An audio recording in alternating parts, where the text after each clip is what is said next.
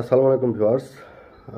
আপনি যদি হঠাৎ করে অনেক বড় মানের মানুষ হয়ে যান বা আপনার বর্তমান অবস্থা যদি অনেক উঁচুতে হয়, তারপরেও আপনি 3 শ্রেণীর মানুষের সামনে এই বড়ত্ব বা বড় হওয়ার বিষয়টি জাহির করতে যাবেন না বা জাহির করাটা বোকামি।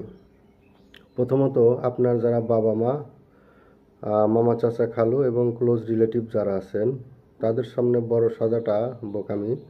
দ্বিতীয়ত, যারা শিক্ষক মহোদয় আছেন, যারা আপনাকে শিখিয়েছেন, তাদের সামনে এই বড়ত্বটা জাহির করা বা প্রমাণ করা বোকামি। তৃতীয়ত, যারা আপনার আনকন্ডিশনাল সাপোর্টার, যারা আপনাকে জীবনে সাপোর্ট দিয়েছেন এবং যারা সিনিয়র এবং যারা আপনার বড় হওয়ার আগেই সম্মানিত এবং আগেই বড়, তাদের সামনে এই বড়ত্বটা প্রমাণ করা বা জাহির করা বোকামি।